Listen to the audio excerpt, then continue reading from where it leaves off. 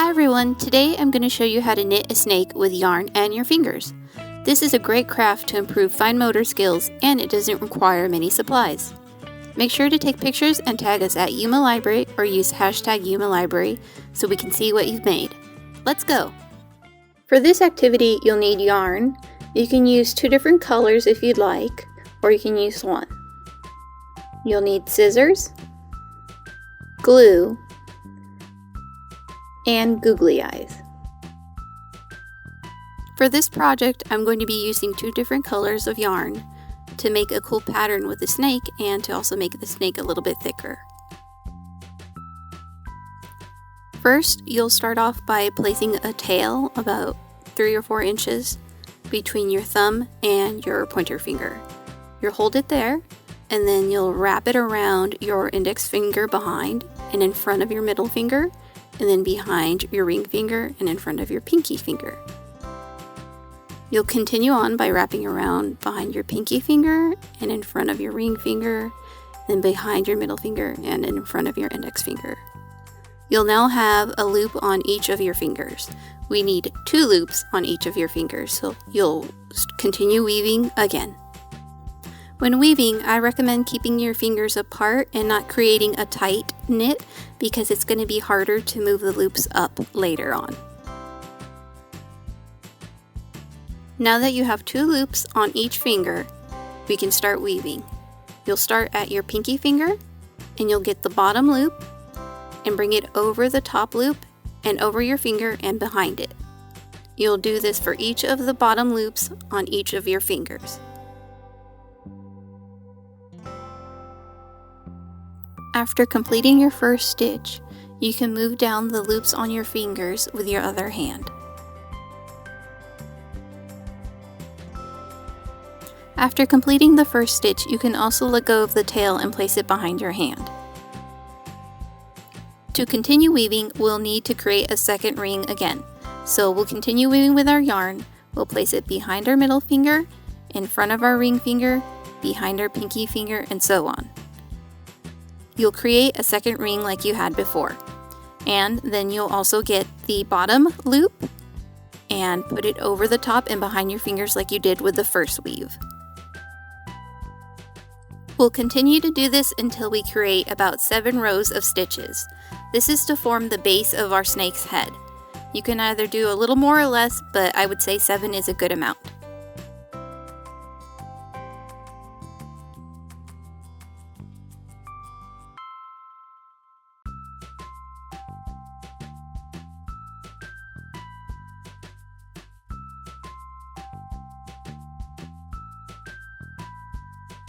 Once you've completed your 7 rows of stitches, this is how the back will look like. Now we're going to lift off the loop on our pinky finger and place it on our ring finger to form 2 loops. Then we'll bring the bottom loop over the top loop and behind our finger to form 1 stitch again.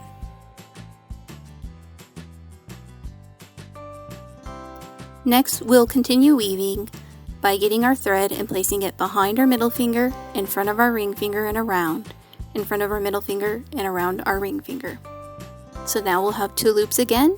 We'll bring the bottom loops over the top ones and over our fingers. We'll do this for about 2 rows so that it will taper towards the body.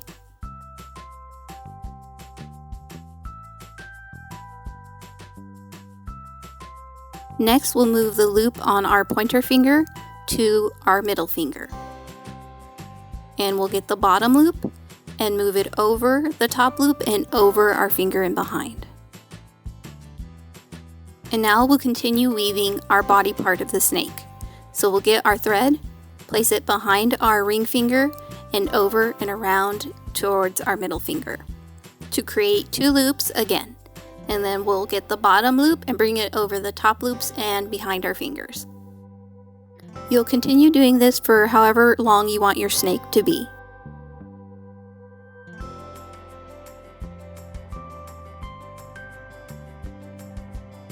Once you've weaved your desired length, you'll get the loop on your ring finger and place it onto your middle finger. And then you'll get the bottom loop, bring it over the top loop, and over your finger. Next, you'll cut the working part of your yarn, leaving about a 6-inch tail. You'll insert that tail into the loop that's on your middle finger and bring it through.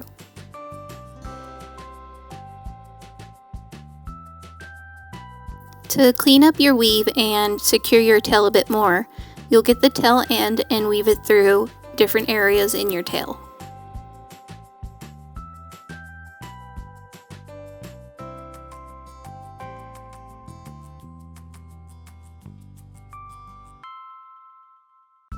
You can leave a bit of the tail unsecured if you like. I did, just to make it look a little bit like a rattle. Next, you'll do the same for your head and weave the excess through different loops in the head.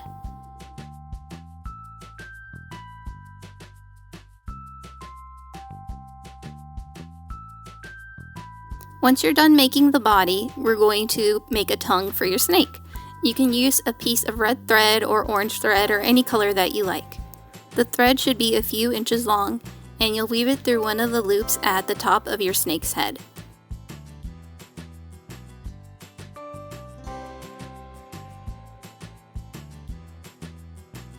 You'll simply tie the loop in place.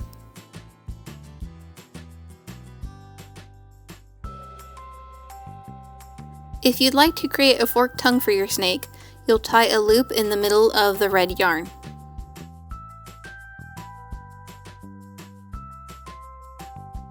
And then you'll tie a knot at each end and cut off any excess string.